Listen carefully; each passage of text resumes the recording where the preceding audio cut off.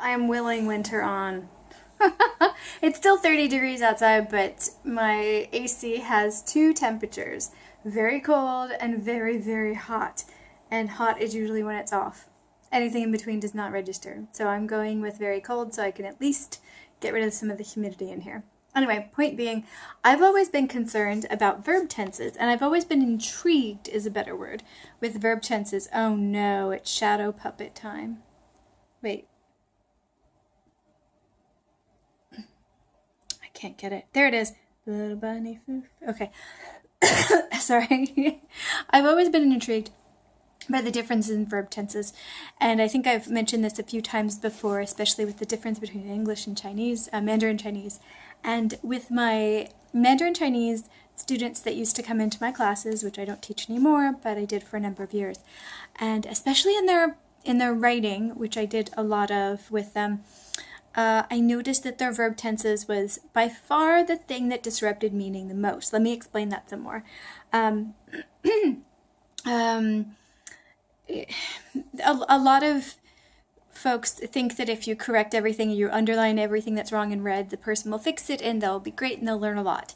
And I'm of the camp where you identify 2 or maximum 3 things that are disrupting meaning. And then you work on those. And once they get stronger at those, then you start to fix some other things. But you don't fix everything at once. I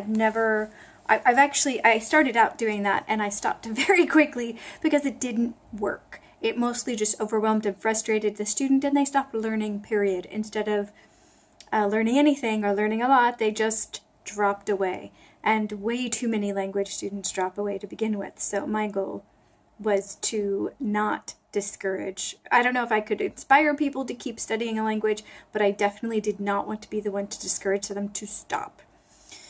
So with certain students, and my Vietnamese students and my Chinese students, we're definitely in the camp of verb tenses being a very big problem because they don't have inflected verbs like English do. The verbs don't change forms, in other words. Like in English we have play, played. The ed tells you it's past tense. Not always, because there is present tense for different purposes, but we're not going to talk about that right now. Generally speaking, in a lot of circumstances, there's a lot of different inflections with the verb that tell you time meaning. And that's what I kept trying to encourage my students to understand, is that I'm not being nitpicky or stylistic. Time is confusing in the statement that you're making. And so one of my heroes, MAK Haliday, Halliday, and I'll put links down in the show notes. He passed away in April of this year, which I had blocked out because I had to research if he was still alive or not, and it made me very sad. Actually, that's interesting because Kuchu, oh no, I can't believe I'm messing that up. The Global English's gentleman that was also a student of his, which wrote amazing Kachru, Kachru, also passed away this year, I believe, didn't he? That's very interesting. Okay. Anyway, that's a side note. Back to Haliday. Haliday originally came up with some systemic functional linguistics where he focused, which is very, very popular in certain places, especially in Australia, and certain academic circles, not in the US.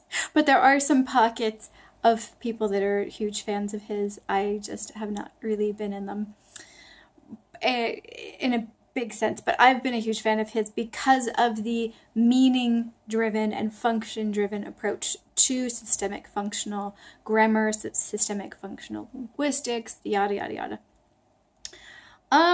Okay, so he came to this approach to language because he studied Chinese himself, and I want to say it was in the 1950s, and he realized that a lot of the things that we take for granted coming from English as being able to just overlay into other languages didn't work. Verb tenses being one of them, verb inflections being one of them. He talks more about languages like Mandarin Chinese being more aspect than tense-based. And I actually want to play a few seconds of a clip of him being interviewed.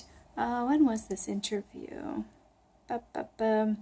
2015, so just 3 years ago, actually.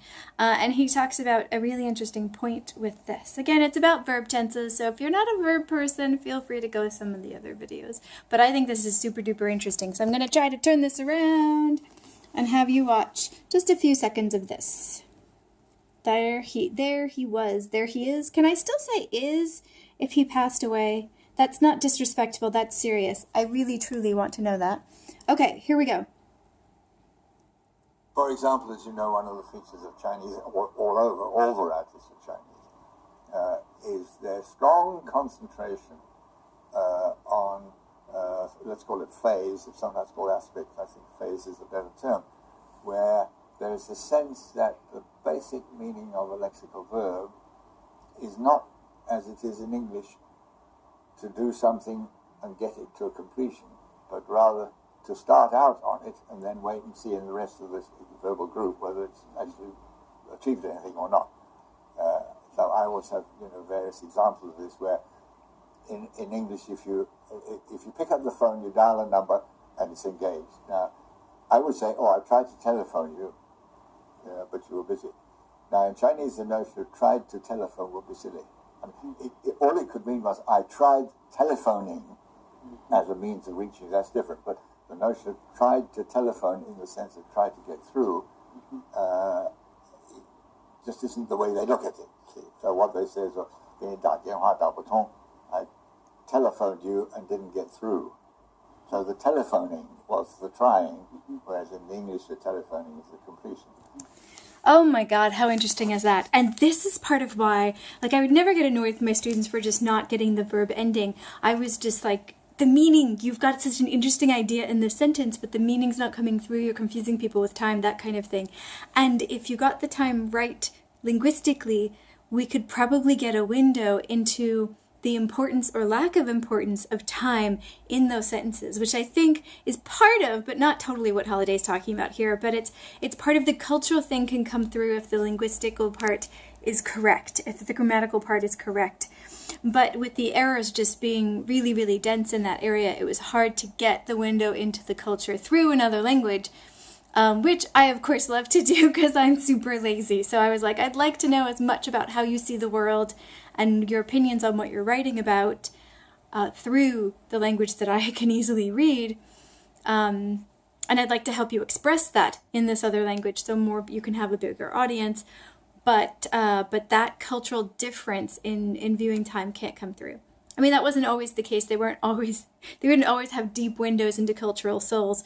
But time is such a sticky wicket with verbs going from English to some other languages, specifically Chinese, but this isn't the only example out there. If you know any other examples, please leave a comment down below, or I double dog dare you to do a video on it, because I would love to actually hear somebody explain it, maybe give some examples. You don't need to pull videos of scholars into it. This is just my geekiness. I had this in my YouTube to watch later list because I forgot that he had a connection to Mandarin Chinese until, actually I think I saved this when I read about his death, and I just haven't been ready to watch it yet because he changed how a lot of people view linguistics in a way that needed to be changed, and it made me sad. I've never met him. I think the closest I've gotten to him was taking a global Englishes course that was very heavily based on his student, Kuchru, that I clearly can't pronounce his last name. So I don't know him, but I feel the effects, even to this day, of the work that he did, and I respect that to all hell. I really do.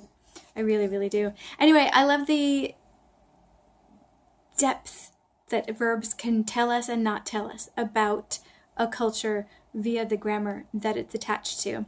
And this is also connected to a conversation that we had on Intellect Grime, Haliday, on her channel during a live stream last week, where I think I started talking about time. They were talking about something else esoteric, and it got me thinking about time, and so I brought that into the conversation. And so we're talking about time with different languages and things, and I just think it's so incredibly fascinating. So I'd love to see more examples if you guys want to do some examples in other languages, if there is a very big difference with how verbs are used grammatically to convey different meaning, that would be amazing. All right, 再见.